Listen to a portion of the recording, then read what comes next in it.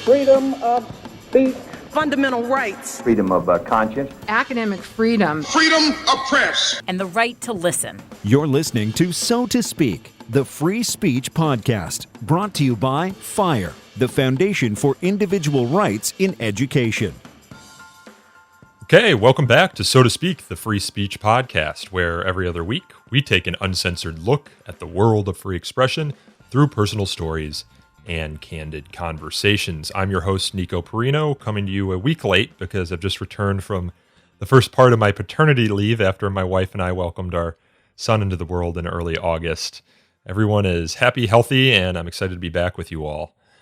It's also back to school time, so we have a temporally appropriate episode for you all today. I'm sure you are familiar with the political controversies swirling around schools. I'm not talking about the mask mandates. I'm going to leave that to some other people to discuss on their podcasts. But I'm talking about the debates over curriculum infused with critical race theory, school organized or sanctioned walkouts surrounding gun violence and climate change, standardized testing, and much, much more. Our guest today is my colleague, Bonnie Kerrigan Snyder. She leads FIRE's high school outreach efforts after a 20-plus year career working in education, and now she's coming out with a new book called Undoctrinate: How Politicized Classrooms Harm Kids and Ruin Our Schools and What We Can Do About It. In Undoctrinate, Bonnie argues that, quote, our nation has a problem. Recently, in both urban and rural communities, young children are being indoctrinated, bullied, and harassed by their fellow teachers and students for not falling into line on various topics. She writes that students are forced into premature ideological conformity with some teachers and administrators who seem intent on pushing their own particular worldview in K-12 classroom.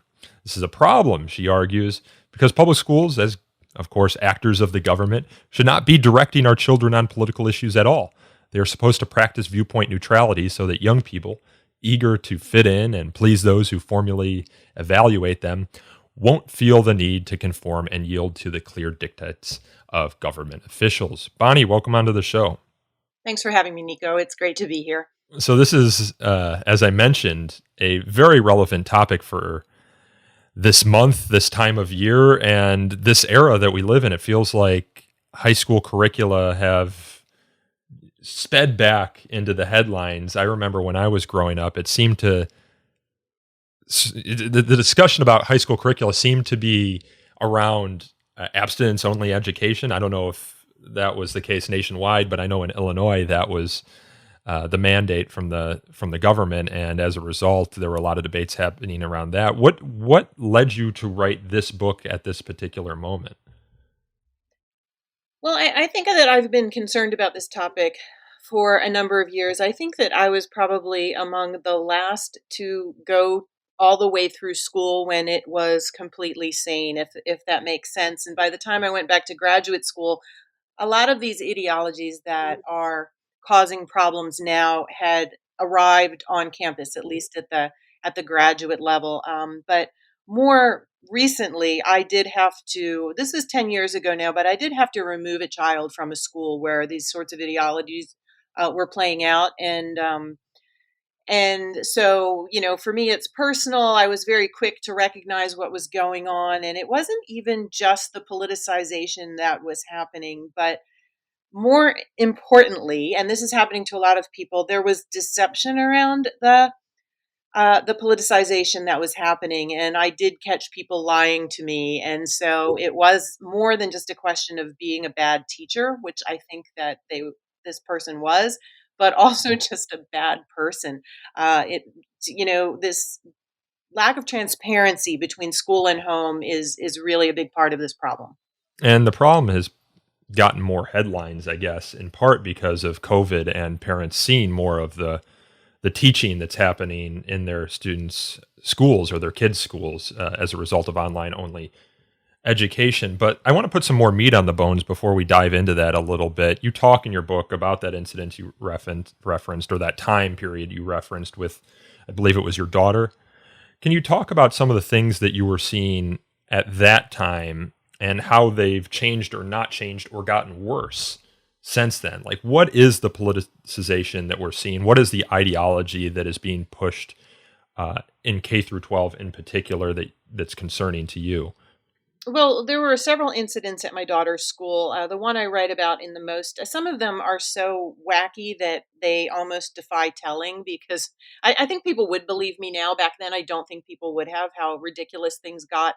But what really got to me, one thing that really got to me was that my daughter was asked to read the Communist Manifesto, which I have absolutely no problem with. But then, having read that book, she was supposed to debate in class the merits of communism versus capitalism.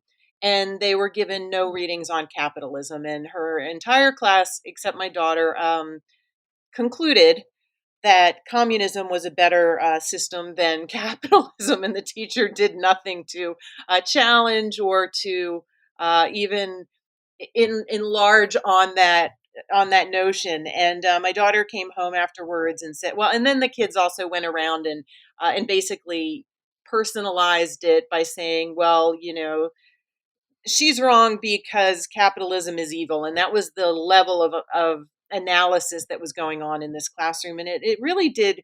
But she was very upset because she said, I would have liked to be able to defend it, but she didn't equip me, my teacher, with anything. I had nothing to work with. So of course I'm concerned that the Marxist elements are not being balanced with, teachings about the entire economic system that our country and the school itself operates under because it was a private school. Yeah. Yeah. Now, the situation we're facing today, I guess, with the politicization of the classroom deals more with identity and what people are calling critical race theory than rather arguments around the economic system. Although you are seeing debates surrounding the founding of the country, right? The inclusion of the 1619 project in high school curricula, for example. What are the debates that we're seeing unfold on within schools right now? Sure. I mean, obviously, so called critical race theory is a big part of it, and it is sort of a fusion of identity politics with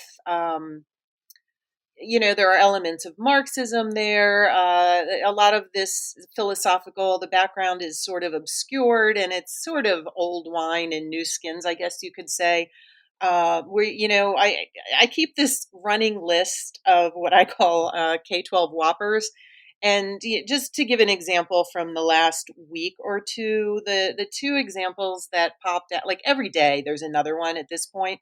Back, when I pulled my daughter out of that particular school, it was very difficult to find examples of these incidents because people are often afraid to talk about them for a number of reasons. They're afraid of retaliation on their child, which is really a terrible indictment of the school because there's no reason for adults to be taking retribution on a child. But I think they recognize that some of these people would be willing to do that. But the two examples that pop out just this week is that yesterday there's a case in California where a teacher took down the American flag and replaced it with a gay pride flag and told the class to salute that flag instead, which is a very strange choice, and that's being investigated apparently. And then there was a teacher that was in California, that in Utah, the first day of school, she didn't make it past day one. She informed the class that they should get vaccinated. If they didn't agree with that, they should keep their mouths shut because she would only make fun of them if they spoke up. And then she told them that they're smarter than their parents because their parents are all dumb. Go ahead and tell the administration. They won't do anything anyway. But at least the administration called her bluff and she was fired for that. The case that perhaps caught the most headlines, I guess, is what his name is Paul Rossi over at Grace Church, which is kind of a Grace Church school, I believe it's called, which is kind of an elite school in New York City. He seemed to be very concerned about how identity was playing out within the school's curriculum, right? Yeah, I think he had to undergo a good bit of white privilege training at that school, and this is happening in a lot of school districts as well, which is causing some legal cases to be filed on I think Title VI grounds. I'm not an attorney. Fire has many, but I'm not one of them. Uh, so he objected to it, and then according to the New York Times article that came out this week, he was accused, or I think he had a letter put in his file saying he had created a neurological imbalance in the students by questioning what was going on, which I find uh, kind of awesome. The idea that they would say such a nonsensical thing. Yeah, we dealt with a case in 2007 in the higher education context at the University of Delaware, where within the student life programs, uh, they were segregating students based on race, based on sexual orientation, and more or less saying, dividing you into oppressor and oppressed, and more or less saying that these are immutable parts of your identity and there's nothing you can do to fix them. And it seems to be that sort of ideology that's becoming ever more prevalent in the K through 12 context. The idea that the curricula are infused with this um, almost biological determinism. Like, if you are a man, therefore you are this. If you are a woman, therefore you are this. If you are black, you are this. And if you are white, you are this. If you're white, you're oppressor. If you're black, you're oppressed. And then when people object to this, you get the terms racist, sexist thrown around, and that's kind of the case at the Dalton School, which is another school that you talk about, I believe, in your book, in which parents, wealthy, progressive parents, were objecting to this sort of curriculum in their school, with some sort of success, although also some blowback, right? Yeah, we're seeing this problem playing out in a number of districts, but I would say not every place is infected with these problems, but the elite privates seem to be pretty far advanced, and Dalton, I think, might possibly take the cake. And they've had a couple of high publicity incidents, such as what you described. And we're also hearing that there's fear from parents because if you do speak up, then your child won't be renewed for the following year. Hmm. People are being told you're probably not a good fit here, which basically means get lost. And now you're dealing with your kid's peer group and potentially with their college applications. So it's in some ways like your kid is sort of being held hostage or being used as leverage to require you to keep your mouth shut, which really doesn't seem like a solid, robust education for future generations of American in what's supposed to be a free country. There's one example, I believe it's in your book. We had all these walkouts, right, surrounding the Parkland shooting. We've had some walkouts surrounding climate change activism, concerns surrounding global warming. And there was one student at one school, I believe, in an example you discuss in your book, who objected to this and didn't want to participate. And it was almost organized or sanctioned by the school. And the school's solution, or at least the first solution they proffered, was that he stand in the middle of the football field or the track as the other students who were walking out of class walked the track around him. Where was that? Am I relaying that story correctly?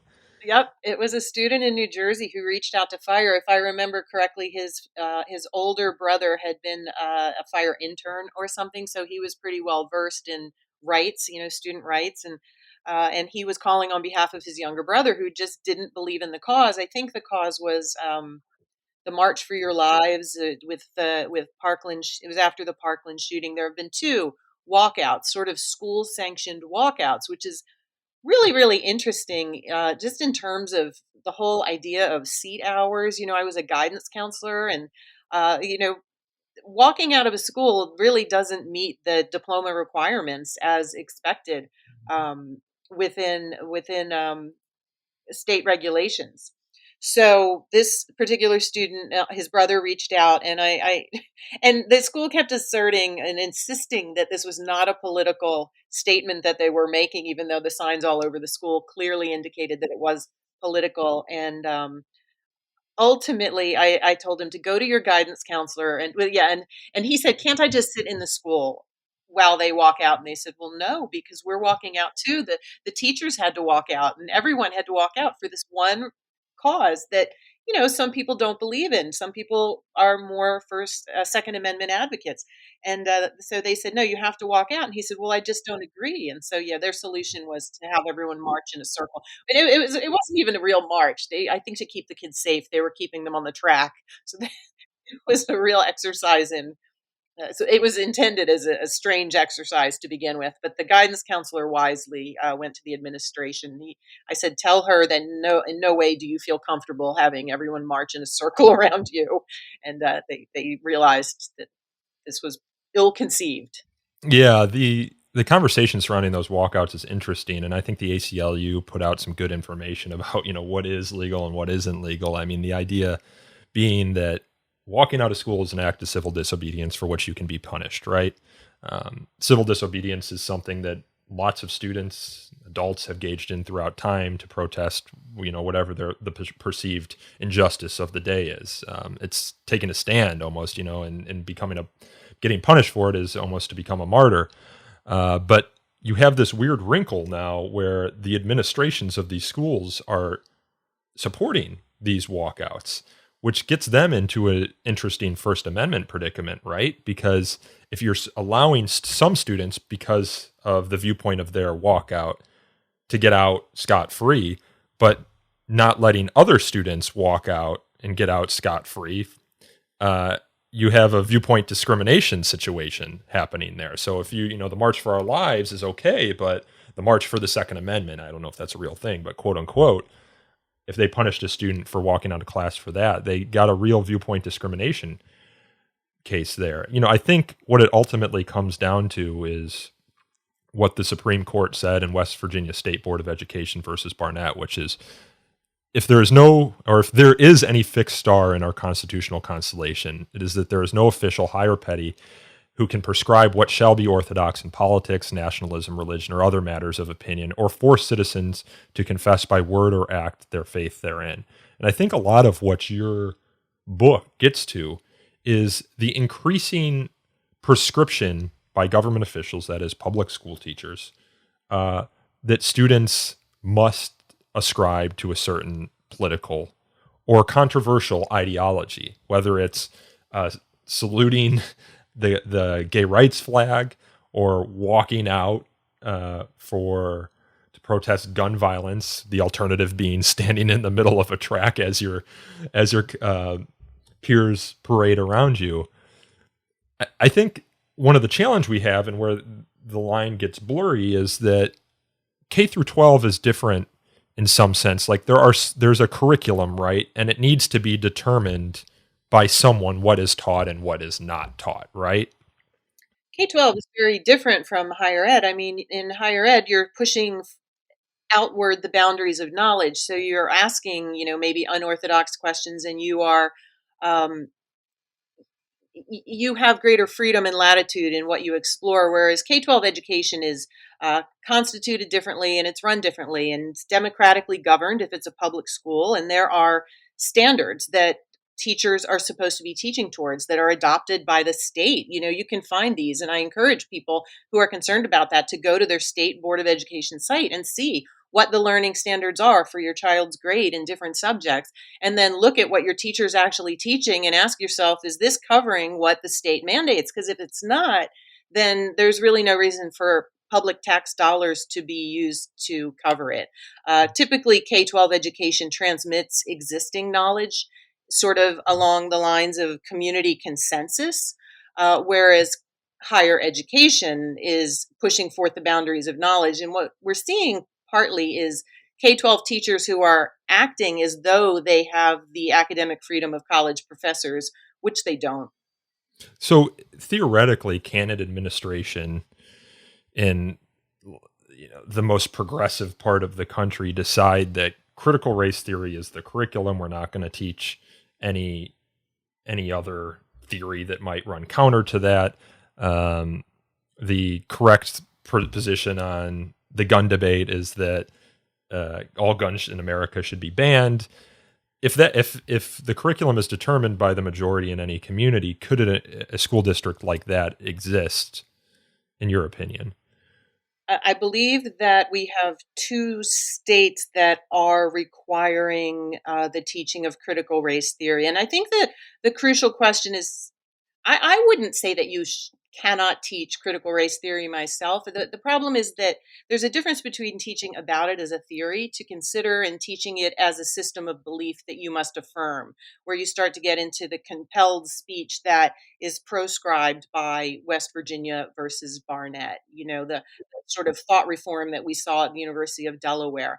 That being said, as an educator, is this really developmentally and age appropriate material? I happen to think that critical race theory is a rather esoteric academic theory that is of the graduate level variety, sort of for late night, hash sessions, and not introductory content for kids who probably couldn't tell you with much accuracy if World War I happened before or after the Civil War. I think that I think that kids who are exposed to it, it's really skipping ahead, and I think it's confusing to them. I think they kind of are picking up on the wrong aspects of it, and I don't consider it an ideal learning exercise for pre-adolescents and adolescents myself. A friend of the organization of Fires, that is, Noam Dorman, who runs the Comedy Cellar. He also hosts a podcast, Comedy Cellar Podcast, which is a great podcast. I've been on it a number of times, talks about how one of his sons in school, I think he was a first grader maybe, came home from school one day and asked, he's mixed race, he's Hispanic and white.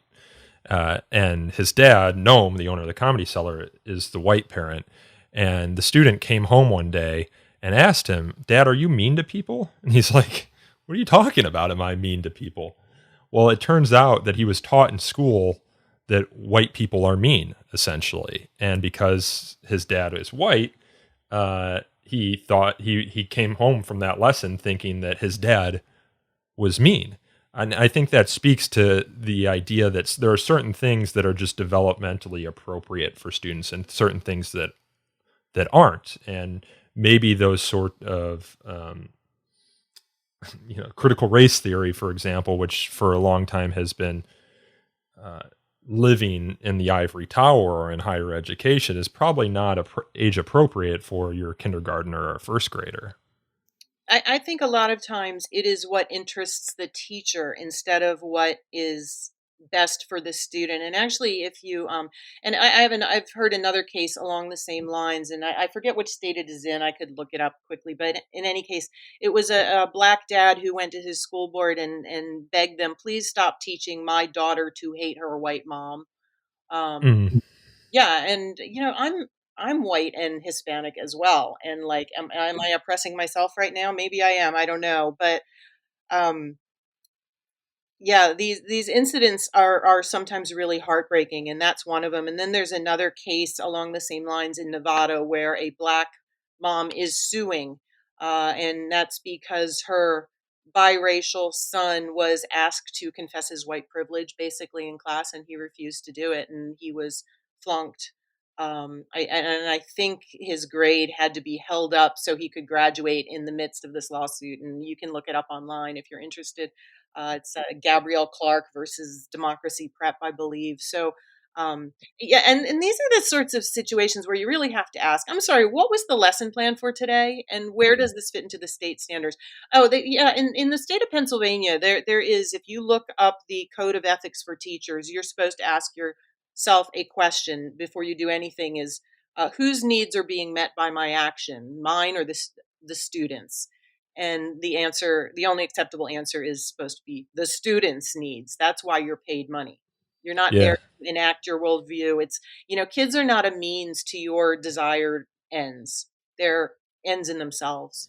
That lawsuit that you referenced before, I think it's worth reading a little bit about it. You have a couple of paragraphs in your book that I'll read here. According to the family's lawsuit, William, the student in this case, was singled out and subjected to derogatory name calling and hurtful labeling based on his physical appearance. His teacher delivered regular privilege checks for William, which his mother described as deliberate and protracted harassment and emotional abuse. The classroom materials even implied that William's white father probably physically abused his black mother because, according to his lessons, that's what white men do. When students, including William, attempted to object, discussions were terminated and their speech effectively chilled. However, William refused to complete certain identity confession assignments or to avow certain politicized statements he could not in good conscience affirm, and that was enough for him to earn threats of a failing grade. Is that the extent of that case unusual? I hope so. I really hope so, Nico. I think that for every case we hear about, there are, I think those are just the tip of the iceberg because there is such fear of coming forward, fear of retribution. I'm really when my kids were in school, they were subjected to a lot of anti-bullying training, which is a whole other interesting area of discussion because there is sort of these unlicensed people in groups who are sort of coming in the side door of schools and delivering semi-therapeutic interventions that are not often well received. I know that both of my daughters really despised their anti-bullying training, and it's not because they were inclined to be bullies. I think it was just low quality and pretty insipid and heavy-handed. And what and I think that Greg Lukianoff and Jonathan Haidt went into some of this in coddling, which is the hypersensitization of students to any discomfort in school now is going to be perceived as bullying or some kind of harm. But now we have teachers who seem to be acting like bullies and labeling kids and using power to intimidate them or coerce them to do things that they require them to do. So it's such a fascinating phenomenon that's played out in the last 15 years in K-12. Did it really get supercharged with the George Floyd protests of Oh, last summer? absolutely. I think that this has been simmering low grade for decades and everyone knew it, but the thinking is often, well, let me just get my kid through. And then I don't have to be the one who stands up, even though it's, again, ironically, anti-bullying training is all about being an upstander, not a bystander. And we had so many bystanders who are just, letting this low grade fever percolate. But with the combination of the unrest that took place after George Floyd and the COVID induced ability to view what's going on in the classroom, I think it was a double whammy of that, we've gone suddenly from low grade chronic to an acute situation. And now people are standing up and speaking up. Well, I think the protests and the groundswell of activism that came around it gave teachers who were already inclined to activism in the classroom an opening to do so, and maybe cowed some administrators who would usually fight back against that sort of thing into silence because they didn't want to get labeled racist or whatever. You label people who buck the orthodoxy. You talk a lot about meritocracy and the anti-test movement and some of how that sort of intertwines with some of these themes. But you have one example that really brings out to me how some of this in-classroom activism can really hurt students. You talk about a school district in Milwaukee where out of 350 students at one of the high schools, Marshall High School, only one student is proficient in math and none are proficient in English. But despite that 0% proficiency rate, Marshall spent the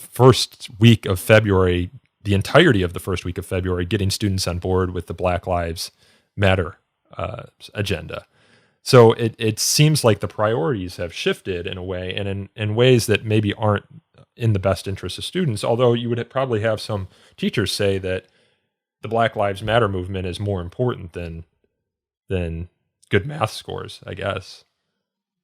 Yeah. And of course it makes perfect sense that teachers who are not covering the state required curriculum would not want testing either. So the anti-meritocracy, anti-test efforts go right in line with pushing ideology in the classroom because I mean, I guess the only way to test on it would be to measure attitudinal belief systems, or at least the profession of such belief systems. But things in the realm of attitudes and values typically, historically, have always been in the realm of the family.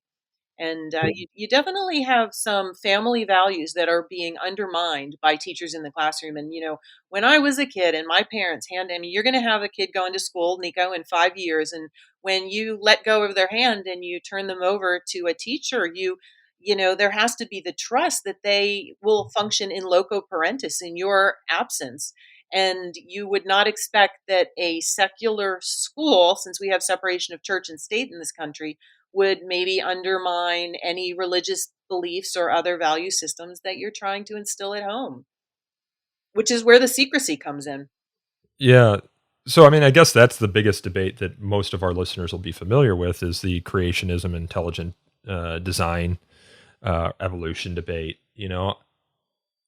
The evolution portion of that debate seems to have won out in education. Intelligent design isn't often taught. I don't recall that it was taught in my public school. I mean, at a certain point, with all knowledge, and maybe it's not applicable in that case, maybe it is, but teachers need to make a determination as to what is included in the curriculum and what is not, what knowledge at least is disputed enough to present multiple sides and which is not. So how do teachers make that determination with the understanding that there are some parents who will object to almost anything because parents, like humans, have a lot of wacky beliefs, outlier beliefs that can't always be reflected in the classroom. Yeah. Despite rumors, parents actually are human. Um, but I would say that, first of all, teachers really aren't making this determination. Teachers are hired speech. That is what their speech is considered. And in a public school, it's government speech.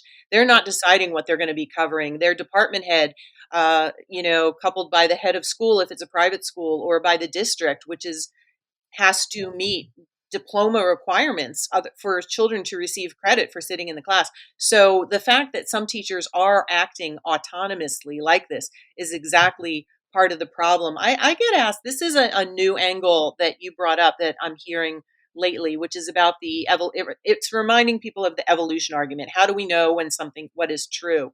I taught developmental psychology for a number of years, and there is this idea of consensus reality. How do you know when somebody's having a delusion versus when someone is sane? And to a certain amount, it is democratically decided. Like, I would give the example, if I went to my doctor 25 years ago and I said, I think that the government is listening into all of my phone calls. I think that they're monitoring everything that they do. Everything that I do, I probably would have been diagnosed with some sort of paranoid delusion. But if I went today and said, I think the government's keeping track of me, the psychiatrist would probably say, oh yeah, they are. Everyone knows that now.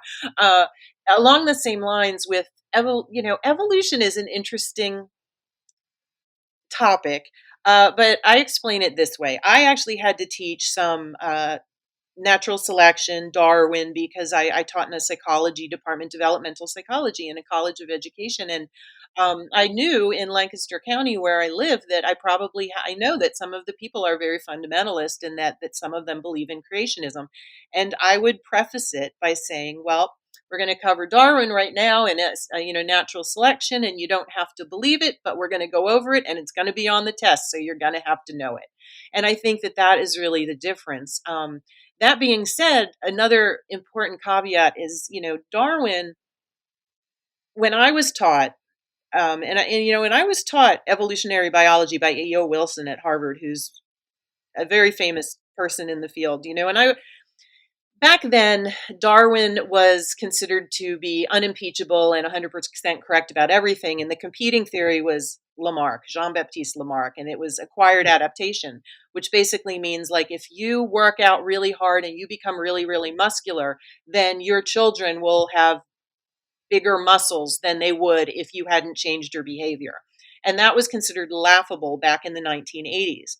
Well, no more. I mean, since the field of epigenetics has developed, we've learned that maybe Darwin wasn't as right about everything as we once assumed. And Jean-Baptiste Lamarck was more right than we thought. And so there's always the hazard of assuming that knowledge is fixed and that we actually do understand what is absolutely true and what isn't. So that being said, yeah, we don't teach creationism in school, but I would never tell someone that their worldview is wrong. That's really not my business as an educator, but I'm going to cover what's in the curriculum. And in my curriculum, I had to cover how traits were passed on hereditarily, and that includes some, understanding of natural selection. So that's how curricula is decided. It's what's in the syllabus. You also talk in your book a little bit about the unbalance between the political parties' representation in the classroom. Can you talk a little bit about that? It seems like a greater percentage of classroom instruction is overseen by uh, teachers who voted for Democratic candidates. Well, I'm mostly worried that we have teachers coming out of the ed schools now who have not been exposed to the competing view and therefore can't even interrogate their own positions. A teacher is supposed to function as an honest broker, which means, like, if I'm going to buy car insurance, I don't want to go buy car insurance and I'm not going to get objective opinions from the nationwide salesman. He's going to try and sell me nationwide. And teachers, so they're going to ed schools where the numbers are overwhelmingly tilted to one side, to the point where it's really impacting the education in the classroom. And as boomers are retiring, the younger teachers coming in, I do feel, have not had sufficient exposure to competing views to be able to function flexibly, mentally enough to adequately cover the opposing sides. And so then you're really functioning at what is the lowest level of so-called education. If you've ever seen Bloom's taxonomy, the very lowest level is memorization. And that just means, just recite what I tell you and spit it back at me. And if we are only presenting one side and expecting students to repeat it, then that is, I used to get penalized as a teacher when I would be evaluated. They'd be like, you need higher order activities in this classroom to promote, intellectual rigor and robustness. And memorization is the very bottom tier, and that's all this is. It's kind of like pre-chewed meat. Like, nobody wants, you don't want your food pre-chewed. You want to chew it over yourself. Yeah, I mean, you want to. Babies do. Like, Well, you memorize something and then you're going to forget it, but you're not going to internalize it in the same way as you would with someone who actually has to chew on it for a while. Who has to learn the basis for it. yeah, Um, just basic John Stuart Mill. He who knows only his own side of the case knows little of that. So I think that a lot of these teachers know little of that. we had Lyle Asher on the podcast a while back to kind of investigate the education school phenomenon. Uh, but it sounds like you went back to school. You went back for a master's in education at some point. Did I read that from your? I was actually certified alternate route, which I highly recommend. This is a lot of teachers go through an education school where half of your classes are ed pedagogy training and the other half are in the field, like, say, English literature or science. Well, I have a degree in English literature as an undergrad, and then I did alternate route certification, which is where the school hired me and I was supervised very closely and paid to earn my certificate. I did go back to get a doctorate in English literature. I thought I would become an English professor. But I quickly dropped out because of these pedagogies that had found their way into academia from the time I graduated as an undergrad. And at that time, it was called critical theory, which, when I was in school, mostly was feminist critical theory. And it basically amounted to looking at a book and just dismissing it because it was written by a man. And I thought, well, this is easy to do and requires nothing. And it reached the absurd proportions in its extremity where they would argue that reading a restaurant menu was equivalent to reading a masterpiece like War and Peace. And I just thought, I'm not doing this. I was even being paid to go to school at the time. And I said, and I dropped out. And I'm very glad I did. But I am conversant enough with these theories, deconstructionism, postmodernism, the French, I guess, post-structuralists, to know that I know it when I see it and the problems that they bring. And I can't believe, and yet I'm not surprised that it is now infecting K-12, right down to K and pre-K. Yeah, well, it's kind of an easy ideology, right? I mean, it tells you essentially what is good and what is bad, and all. The only challenge you have is identifying if that person fits that characteristic or not, and that's all you need to do in order to dismiss them. And then it bucks no criticism as well. And you have a good paragraph kind of describing critical theory or critical race theory that I'd like to read here. Here's the thing. While it is a theory, it is not the theory, and it is definitely not the only theory. Whether or not it is included in the existing curriculum is a reasonable discussion, but it is unreasonable to assert that it should replace and exclude all other theories. It mustn't consume all the oxygen in the classroom. It shouldn't preempt, conclude, or disallow all other discussions. It definitely shouldn't prevent and preclude the possibility of any disagreement, nor is it exempt from analysis, discussion, and criticism like every other academic attempt at explaining the world. When it attempts to do so, it interferes with the pedagogical function of a classroom, which includes allowing the exchange of ideas. And there's another paragraph who says that this theory, more or less in particular, bucks criticism and shuts down debate and is more allowing of censorship than, or demanding of censorship in certain cases than other theories. And that's where it presents kind of the free speech, free expression, indoctrination problem. Yeah, I mean, the way in which it operates is totalitarian, and it derives a lot of its energy from Herbert Marcuse's repressive tolerance, which basically says we can tolerate anything except viewpoints from the right, essentially, is what he argues. And so it's a bit suicidal to allow a theory to come in that disallows you to disagree with the theory. It's unfalsifiable in that there is no circumstance in which it will allow itself to be disproven. It calls names, basically, which brings me back to the whole bullying argument, which is well, it also argues that logic and reason are a construct of privilege and oppression as well. So if you try to dismantle it or argue against it or falsify it based on logic or reason, then you are accused of being an oppressor. And critical race theory has a theory for that as well. Well, and yet I notice, ironically, that they use their free speech rights to make these, and they do make arguments. So they are using arguments to dismantle the idea of arguments, which I find hilarious.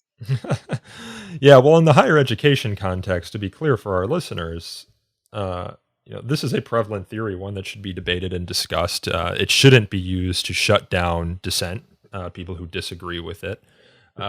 But I think what you're arguing in your book, and kind of where we're getting into this, is it's being used as a tool for thought reform. It's being used as a tool for indoctrination, where activist teachers are inserting it into the curriculum, and there is no space for student dissent or disagreement or investigation. You hate to think that there was ever a golden age of instruction, but one of the ways that our co-founder, Alan Charles Coors, kind of got into this space, and I've told this story on the podcast before, is he had a professor at Princeton, Marxist professor at Princeton, who assigned an essay. I forget what the essay was about. It had something to do with, socialism or Marxism or whatnot. And all the students wrote a response that they thought he wanted to hear as a Marxist. And so he gets the essays back from all the students. They all parrot what they thought he wanted to hear. And he says, no. This isn't how we do education here. You're just telling me what you think I want to hear. So what I'm going to do is assign to you the book that I think I disagree with most in the past, however many decades on this topic. And I want you to parrot back its arguments. And that book ended up being Frederick Hyatt's The Road to Serfdom. And Alan Charles Coors talked about how the assignment of that book and the requirement that he parrot back its arguments changed the course of his intellectual life. And I think a lot of us who are interested in the world of ideas, that's the exact type of teacher or instructor that would inspire us, that is the reason we got into the world of ideas. But it sounds like, hopefully it's a minority of teachers, are less interested in that and more interested in forced conformity amongst their students. So by way of closing here, what are some of the ways in which teachers, excuse me, although I guess it could be teachers, parents are fighting back? What do you recommend as a former educator working within the system they do if they're concerned about the environment that their students are inhabiting within the classroom? Sure. Before I go over a couple of solutions, I want to just address what you just said. I mean, so interesting that um, it was Alan, right, Horace, who he remembers that teacher so fondly all these years later, and I take comfort in the fact that the medium is the message, and that I don't think a lot of students are learning what many of these activist teachers think that they are teaching. I think that you learn from how people treat you, and these kids and their parents don't like how they're being treated in the classroom when the thought is restricted and when you are being coerced into saying things you don't really believe. That's what you remember. I'm reminded of what Maya Angelou said, which is you don't remember what someone says, you remember how they made you feel. And I don't think that most kids and parents feel very good about what's going on in schools right now with certain teachers. Well, some Um, of it is, it seems to me, just an effort to resegregate. You're having students separate in the classroom based on their race. That is the definition of segregation. Now, theory, of course, has an argument around that, saying it's race plus privilege or whatever. But some of these schools might inadvertently walk into some legal trouble as far as race discrimination goes as well. Yeah, some of them have. There's a school in Atlanta where the principal thought she was doing a good thing by assigning all of the black children to the same classrooms and was Oh, outed jeez. by one of the black parents. And I can even understand that reasoning. I think she thought that they would be able to get some sort of special attention or something that way, but no, you can't do that.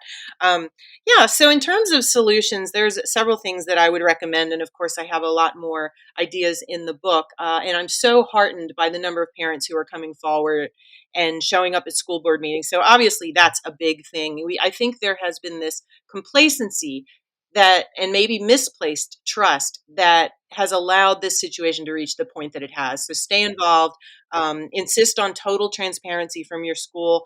I think that you will need to inoculate, since we're talking a lot about vaccines these days, you need to inoculate your kids against this, which is very difficult the younger they are. But, you're going to have to be very watchful, and you're going to have to debrief them afterwards. What did you talk about in school today? What did the teacher say? And when you start to hear concerning ideologies rearing their heads, that's a great learning opportunity. I mean, if you're smart, the problem is that these theories are so esoteric that busy parents maybe don't have the vocabulary or um, the deep knowledge in it to be able to understand exactly what's going on with all the jargon that is being used, and that's what they count on. So unfortunately, you are probably will have to educate yourself on this if you have a kid in school nowadays. Know your learning standards. Go to your school. Go to your state Department of Education website. What is the learning standards for your child's grade in different classes? What do the codes of ethics say? And if your teachers aren't living up to those codes of ethics, then what is the administration doing about it? Of course, I recommend our curriculum that we've put together at FIRE, which is standards aligned and which covers the reasons why we allow competing views in the classroom, the philosophical reasons, the historical reasons, and the legal reasons why free speech is, how it's under attack and why we need to defend it. And I would also say find an ally, because it's a very scary thing to do, but there are more people who agree with you than you realize. And that will help to develop your courage, which you're going to need in this fight. Yeah, it's very helpful to know that you're not isolated and you're not alone. You have in certain circumstances, the emperor has no clothes, or is wearing no clothes problem, right? It's like everyone sees the problem, but no one wants to identify the problem. As a result, you get this sort of weird spiral of silence. And all it takes is like kind of that one court jester, right? Don't want to call the dissenter the court jester, but the person who can say the truth about the emperor, But you do feel like a court jester because you're sitting there going, "Am I crazy, or is this really happening?" You know, you get sometimes it's the stories are so ridiculous you can't even believe it. And I would say too that don't assume that the teacher is a problem. Some teachers are doing this under duress. Maybe you may have allies among the teachers, and I do think that there are some who just don't know any better, but can learn how to become a more balanced, classically trained educator. And then there are the true believers. And I don't want to speculate on what number the true believers are. I do think it's increasing as the ed schools have shifted to the left, but I believe they are still a minority. So Fire's high school outreach program, as Bonnie mentions, has a lot of resources. If you're interested in those resources, get in touch with us. I mean, you can email me at the show and I can connect you with the appropriate person at Fire, so to speak, at thefire.org. Check out Bonnie's book. Maybe give it to other parents in your school district or in your neighborhood as well. The goal here is to foster enlightenment values, I guess, within the education process, to avoid indoctrination and thought reform, and to inculcate an environment where students and parents feel free to speak out, feel free to challenge. That's one of the best ways you learn is to debate and discuss. But increasingly, we're in an environment, which is the environment that John Stuart Mill warned about, of orthodoxy and conformity, which is not the American way, and is not the way toward a vibrant and effective education either. So, Bonnie, I appreciate you coming onto the show. How can people best get in touch with you and the program? Well, all of our materials are available free to educators or parents to use at home if they want at thefire.org/K-12, and you can email me at highschooloutreach@thefire.org. Bonnie, I appreciate it. Thanks for coming on the show. Thanks. That was Bonnie Kerrigan Snyder, and her book, out September 14th, that's a Tuesday, is Undoctrinate: How Politicized Classrooms Harm Kids and Ruin Our Schools, and What We Can Do About It. This podcast is hosted, produced, and recorded by me, Nico Perino, and edited by Aaron Reese. You can learn more about So to Speak by visiting us on Twitter at twitter.com/free speech talk, or by liking us on Facebook at facebook.com/So to Speak podcast. We take email feedback at so to speak @thefire.org. And if you enjoyed this episode, please leave a review on Apple Podcasts or Google Play.